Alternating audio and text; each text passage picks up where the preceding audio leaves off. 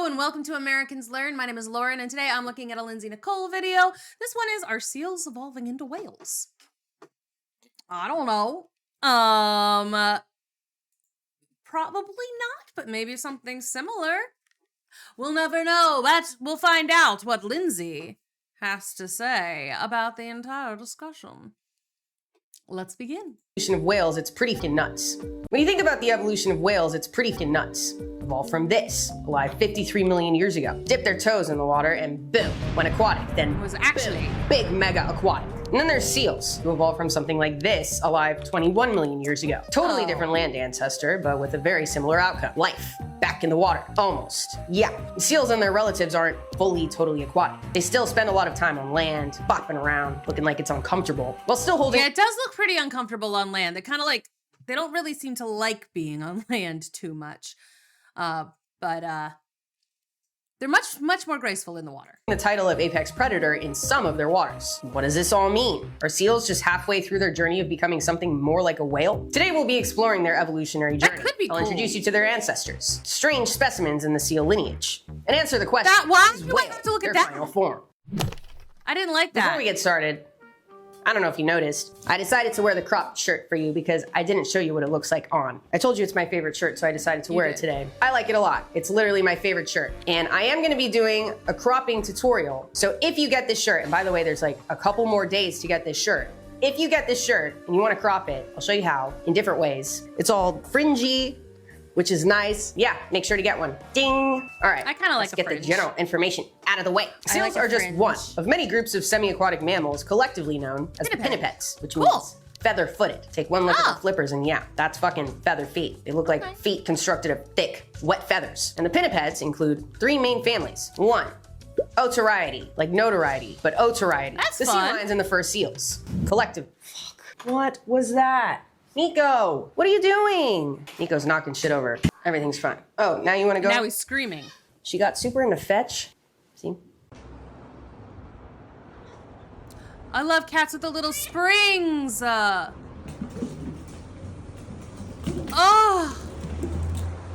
I love cats with the little springs. They're so cute. She's like a dog, but a very Why do they small like cat. the springs so much? Anyway, Otariidae, the sea lions and the fur seals. Objectively, the cutest of the three. Can't deny it. They have those little ear flaps. Aw, They looky. can walk on all fours on land. They're like little Just dogs, vibing. but they're called sea lions and fur seals. But they're like Or little sea dogs. water dogs. Otabenity, I've the heard that, walruses, water dogs. the walrus. That's probably not correct, but Walrus. walruses. I like too long. walrus. Walrus. Only one species left. But what a guy. Giant tusks, massive mustache, and really into clamps. And last but definitely not least, Bosidae, the true seals. These are your classic seals. 19 living species, big and small, from the elephant seal to a seal that I will not reveal yet in case you don't know what it is because it's so fucking small and cute. Seals don't have ear flaps. You can't walk.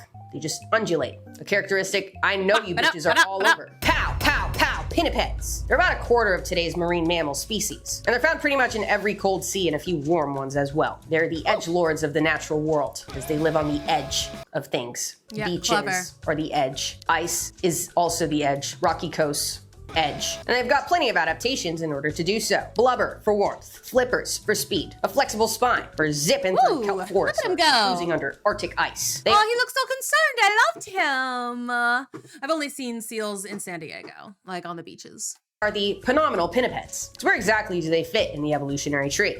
Well, it's actually weirdly muddy as fuck. You wouldn't expect that. Great. I wouldn't expect that. I grew up near the beach, so I kind of expect everything with evolution to be muddy as fuck, though. Like that's what I've gotten from watching Lindsay's specifically videos. Like everything is just twisted and like it's so weird. harbor seals were just like probably what deer are in most other parts of the US, just all over the place. Or like what pigeons are to people in New York. So I don't know.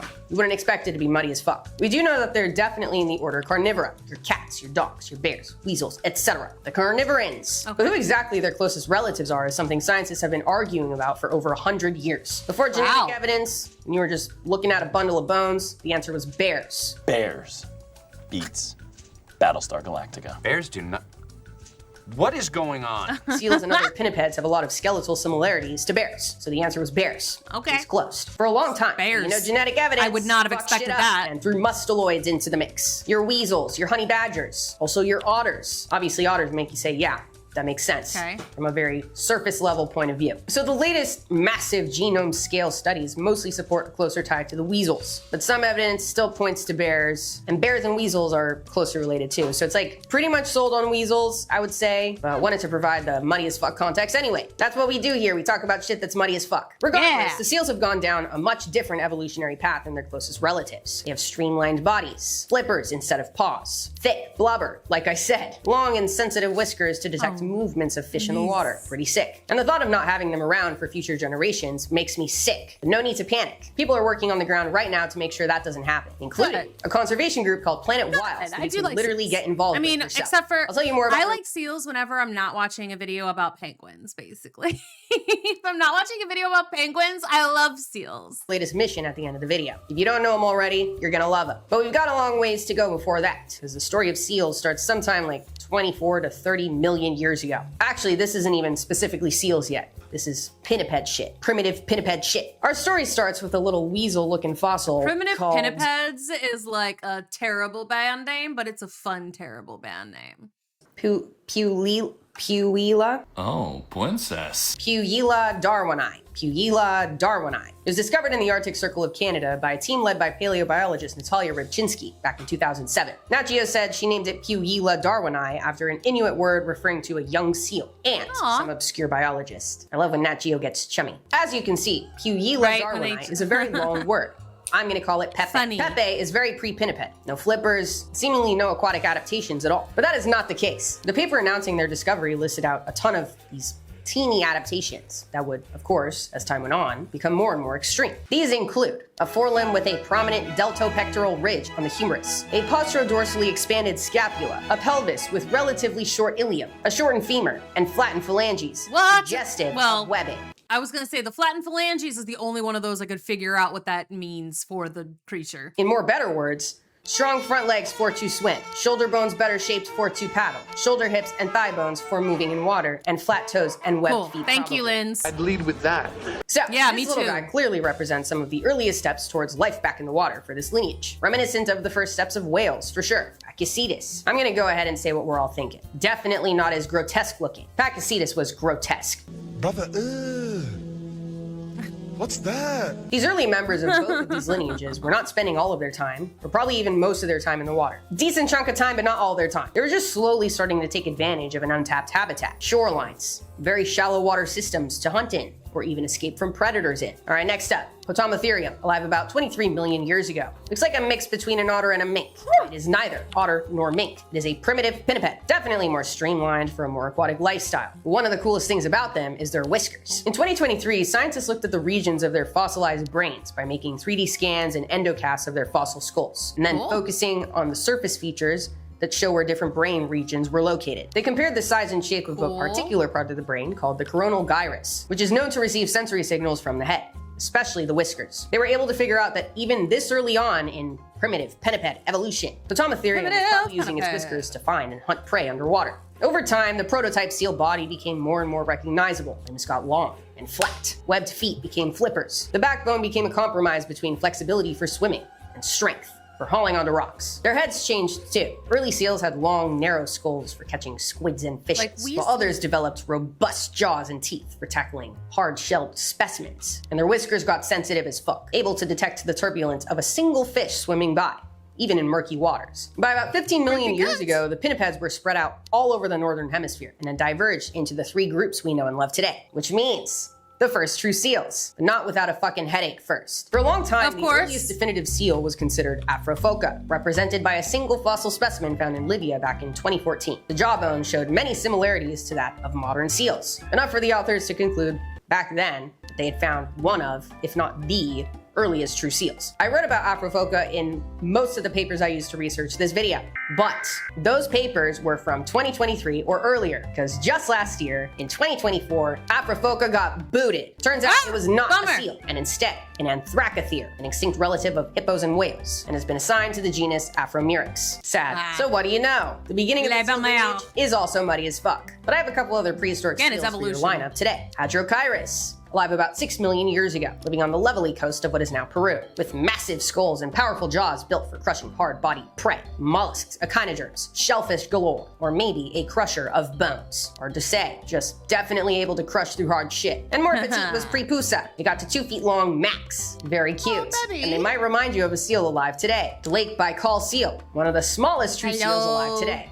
Yeah, bitch. Don't you just want to squeeze it? Turns out we know a lot more about the Lake Baikal seal than we do about Prepusa. There's really not shit about Prepusa. I hope I'm pronouncing that right. We don't really know much about them.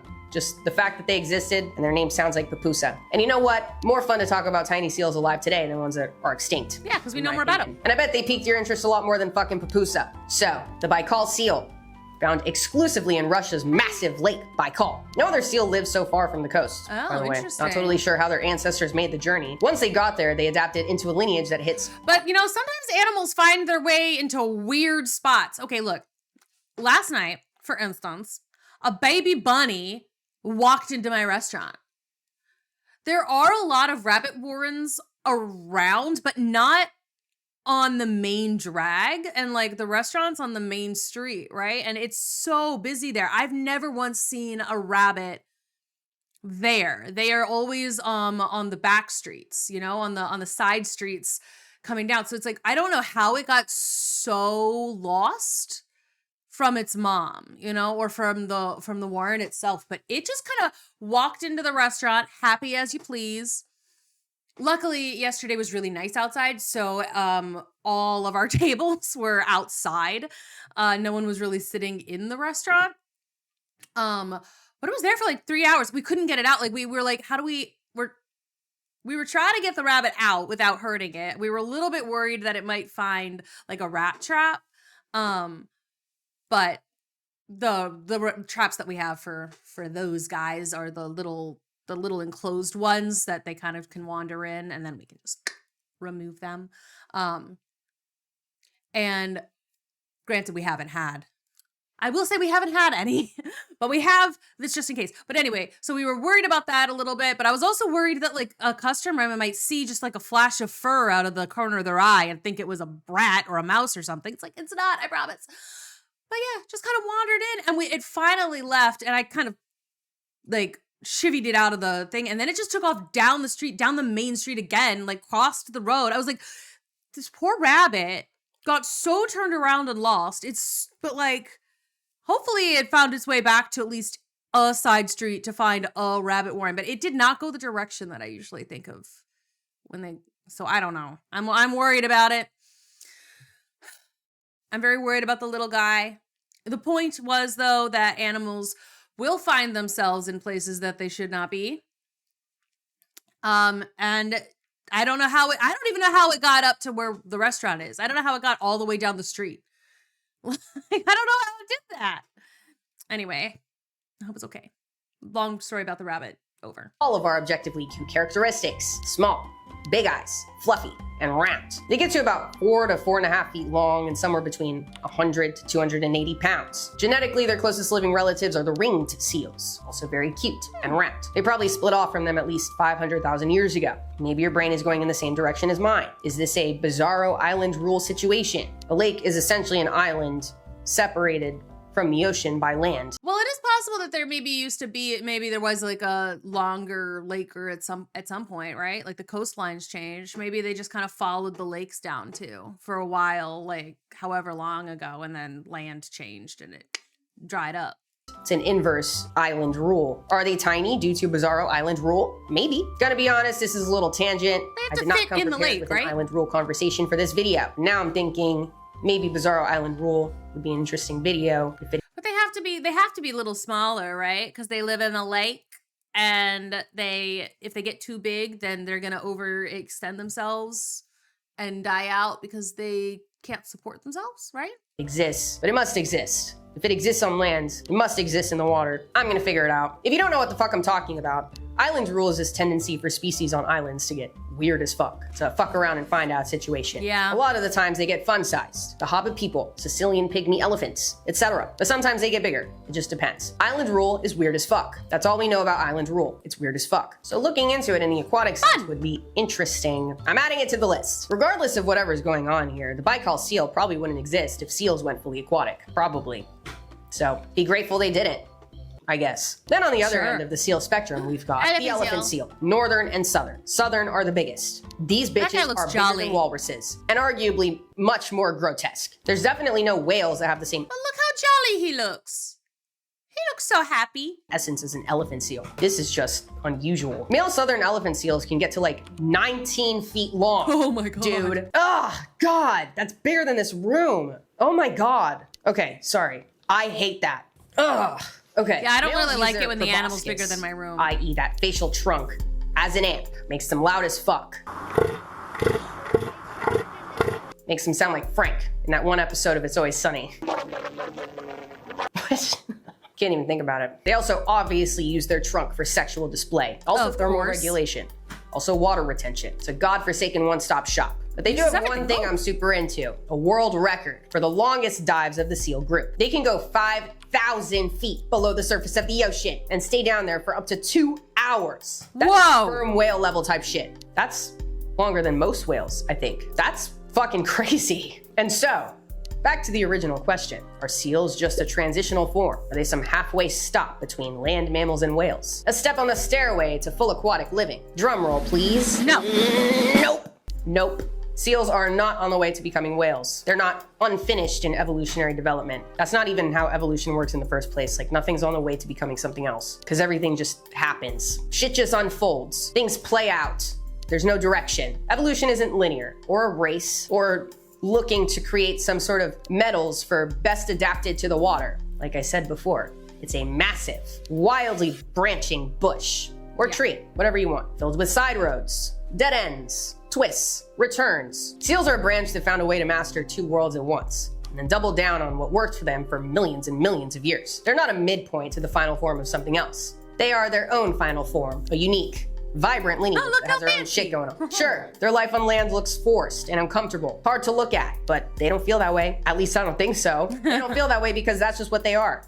So, despite the drastic and jarring difference between the tiny seals and the elephant seals, they all share plenty of traits that make them perfectly built for a semi-aquatic lifestyle. Like I said, the streamlined shape, slicing through water, thick blubber to insulate against freezing seas, and to store energy for long dive or starving times. Limbs suited for swimming, powerful back flippers, modified lungs and blood that allow them to store oxygen and tolerate deep, extended dives. It's just seal things, typical seal things. So, let me introduce you to a few more species with these typical seal things. Let's go. Starting off with the legendary leopard seals, Yeah. the apex predators of the seal world. Literally a leopard seal. Maybe more like a lion seal or a tiger seal, because leopards are, whatever. Doesn't Leopard matter. seals have It's got massive spots. reptilian heads and jaws powerful enough to crack through penguin bones and even go after other seals. Their teeth are serrated, which is always horrific business, and their hunting style is rapid and ambush-based. In Antarctica, they rule the pack ice, hunting everything from krill to fur seal pups, which, by the way, fur seals, cute, but not true seals. So not on the list. Remember, Okay, they're with the fair. sea lions. Yeah. So, but what might be my new favorite is the ribbon seal. I did not know these seals existed before I started researching for this video, and I am stoked. They're so sick So looking. They look fancy. very mid-century no. They just look like, they look like one of those mass-produced paintings I've seen at World Yeah, or like I'm thinking like they're like marble cookies or something. Market, and not in a bad way. Like, they're so sick looking. Mass-produced, but ribbon seal, and spend much of their lives in the drifting packed ice of the Bering and Okhotsk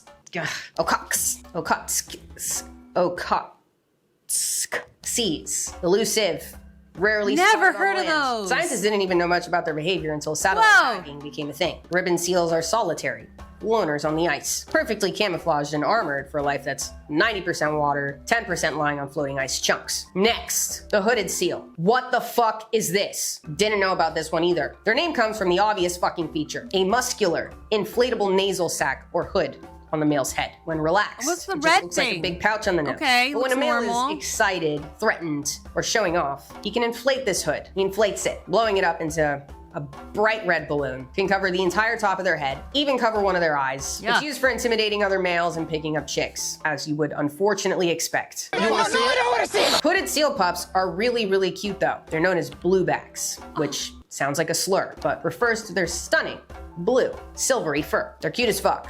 But then eventually they turn into this. And Yeah, then that's- there's the yeah, I gray don't like seal. that. Very cute. They were once Yes. hunted to near extinction, but they have made a huge recovery in places like the UK, the Baltic, and even along the eastern seaboard of the US. Thanks to conservation and protection efforts done by tons of different groups in the area. And Planet Wild has partnered There up we with are, one of back them. If you're not again. familiar with Planet Wilds, they're a nature protection organization that partners globally on projects to protect wildlife, restore ecosystems, and tackle environmental crises. They document every project with a video report right here on YouTube so you can see the impact. This time they've teamed up with a marine rescue and research center on Poland's Hel Peninsula. It's called Hel Peninsula. It's been working for over 30 years to study the Baltic and care for marine life. So here's the situation. Rising Got 'em in a temperatures are basket. causing sea ice in the northern Baltic to vanish. So gray seals can't give birth on stable ice anymore. Instead, pups are being born on land where they face predators, human disturbance, and unstable conditions that leave a lot of them stranded or washed ashore, often hundreds of miles from home. These pups are way too young to survive on their own. Because gray seals are apex predators in the Arctic, when they suffer, the whole marine food web suffers too. And here's where the Planet Wild community stepped in. Thanks to member contributions, they've helped fund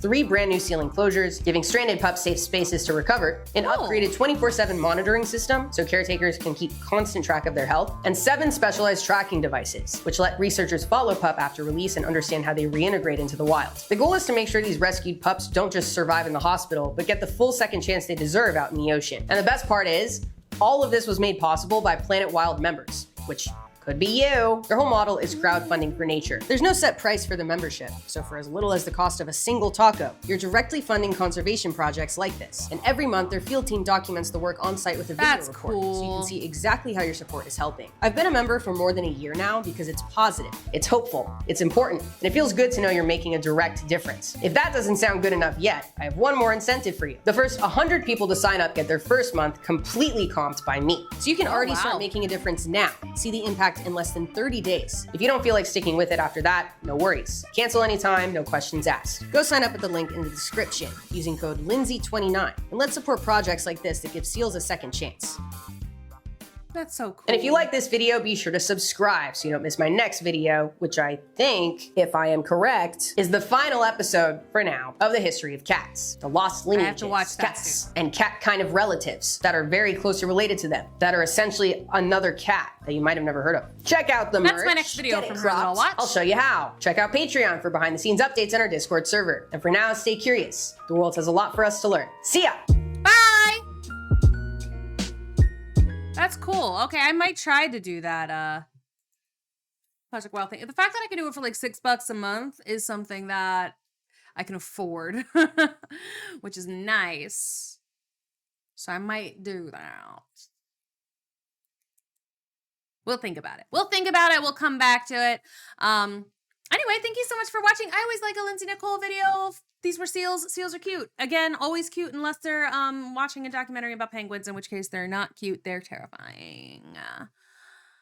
Anyway, thanks so much for watching. I really hope you enjoyed this, and I will see you all in the next video. Bye.